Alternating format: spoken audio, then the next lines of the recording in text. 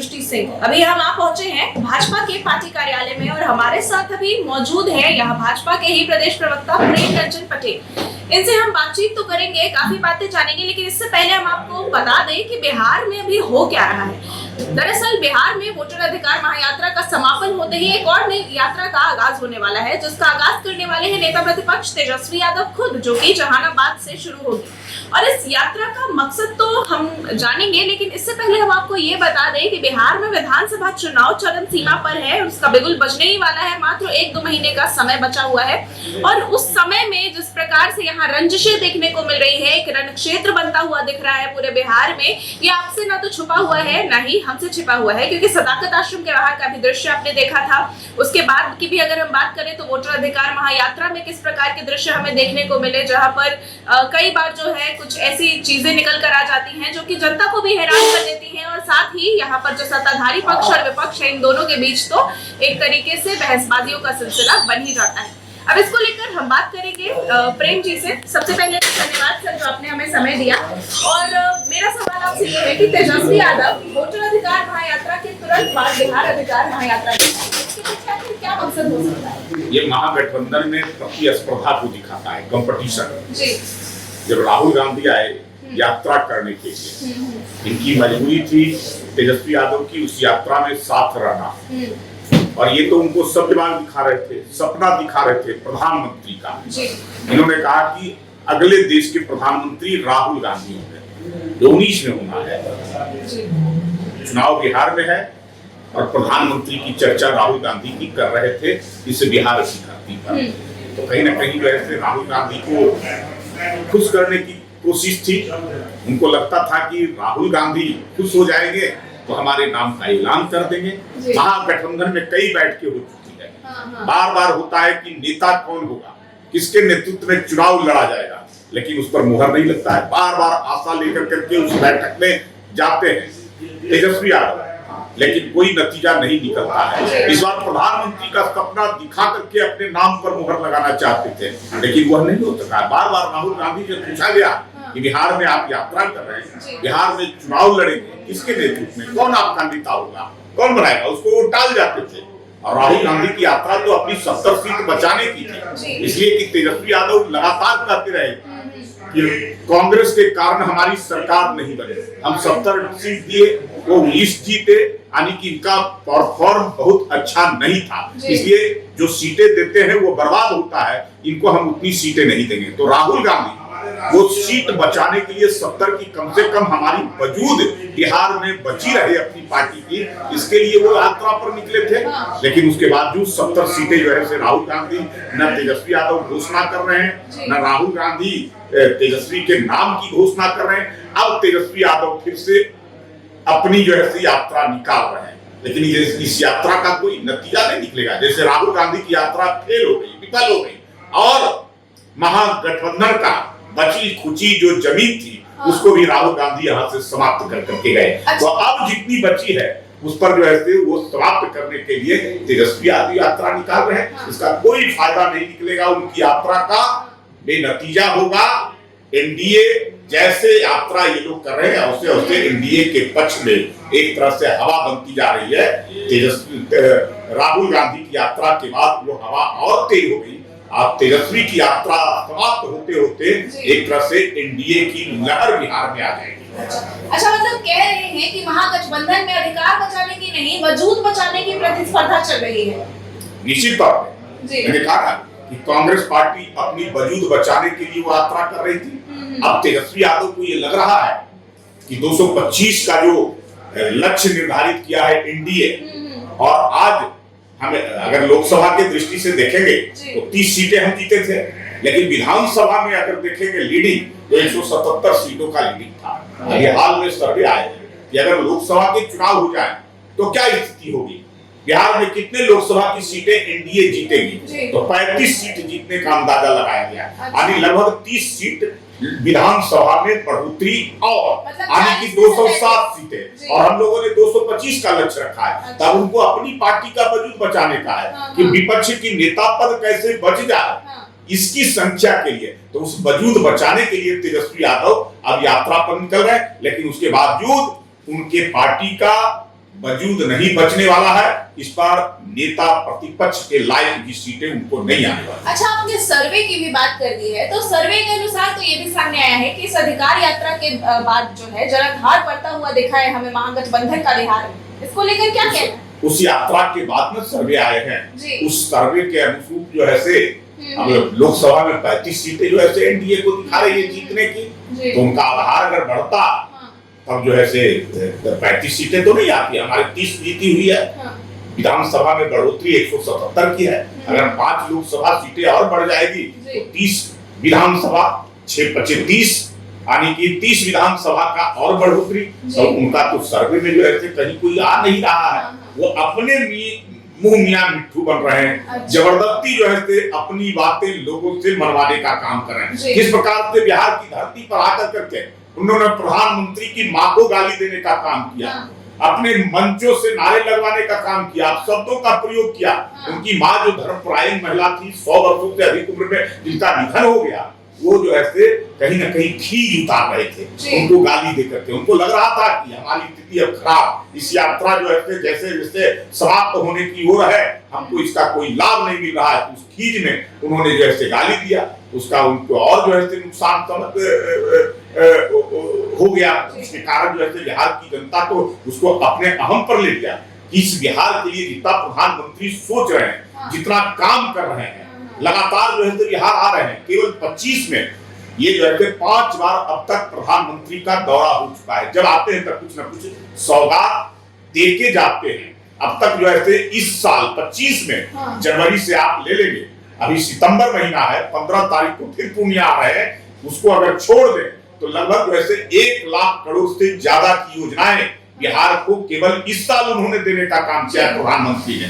तो उस प्रधानमंत्री को जो बिहार के लिए इतना कर रहे हैं, इतना सोच रहे हैं, और उस प्रधानमंत्री को गाली उस बिहार की धरती पर, ये बिहार की जनता ने अपने दिल पर लिया है। इसका जो है खामियाजा उनको भुगतना पड़ेगा। और साथ साथ रेवंत रेड्डी को लाने का काम किया, जिन्होंने जो बिहार के डीएनए पर सवाल उठाने का काम किया, एमके स्टालिन को लाने का काम किया, जिसने बिहार के लोगों को कौन कौन से शब्दों से नवाजा।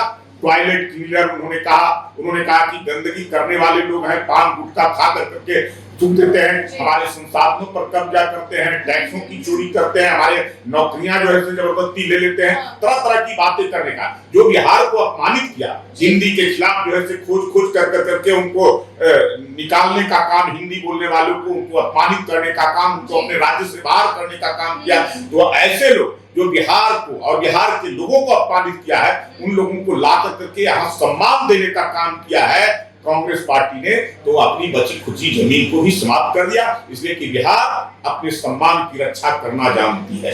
बिहार बहुत ही सम्मानित राज्य है, बिहार बहुत ही प्रतिष्ठित राज्य है, और बिहार के सम्मान के साथ कोई खिलवाड़ करेगा तो बिहार की जनता इसको बर्दाश्त नहीं करेगी। और जिस रथ पर, जिस यात्रा में रेवंत रेड्डी जैसे लोग, स्टालिन जैसे लोग जैसे आए, और उस पर राहुल गांधी के साथ साथ तेजस्वी यादव भी सवार रहे, साथ रहे, और उन्होंने भी बिहार के खिलाफ बोलने वाले के प्रति कुछ नहीं बोला, तो राहुल तेजस्वी यादव को भी ये जनता सबक सिखाएगी। तो अपनी वजूद बचाने की यात्रा कर रहे हैं, वजूद बचना मुश्किल है। अच्छा, आपने बिहार के सम्मान की बात की, महिलाओं के, माँ के भी सम्मान की भी बात करते रहते हैं आप लोग। यहाँ राजद और कांग्रेस के प्रवक्ता लगातार, जितने भी नेता हैं, वो कहते हैं कि तुष्टीकरण की राजनीति कर रहे हैं, माँ के नाम पर जो है वोट बैंक को जमा करने की कोशिश कर रहे हैं। और दूसरी चीज ये भी कि बेरोजगारी बढ़ रही है, अभी निवेश यहाँ नहीं किया जा रहा है। गिरिराज सिंह पर भी हमला किया कि टेक्सटाइल मंत्री हैं, फिर भी कुछ नहीं करते हैं। यहाँ पर पुल को कौन सा चूहा खा जा रहा है, इन सब बातों पर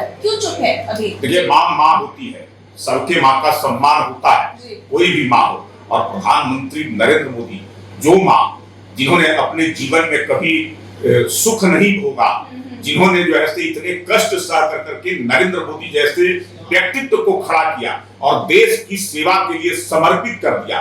कभी प्रधानमंत्री बनने के बाद जो है सरकारी साधनों का जिन्होंने उपयोग नहीं किया, कभी प्रधानमंत्री आवास नहीं गए, कभी सुख सुविधा का जो है उपयोग नहीं किया, वैसी माँ को गाली दिया है, तो ये बिहार को कलंकित करने का काम किया है। तो इसलिए जो है बिहार की जनता उनसे बदला लेना जानती है। जहां तक रोजगार की बात करते हैं, हम लोगों ने पिछले बार 20 के चुनाव में कहे थे कि 20 लाख लोगों को हम रोजगार देने का काम करेंगे।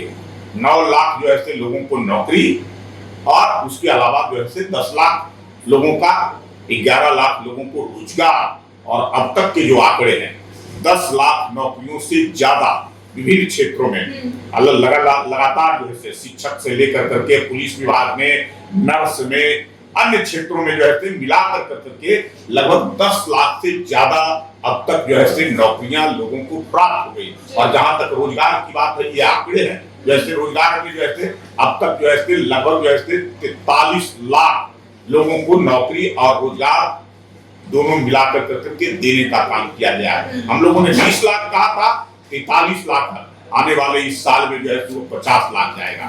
फिर अगले 5 वर्षों के रूप में जो है हम लोगों ने लक्ष्य लिया है 1 करोड़ लोगों को रोजगार देने का। अभी तो महिला उद्यमी बनाने का जो है हम लोगों ने निर्णय किया है।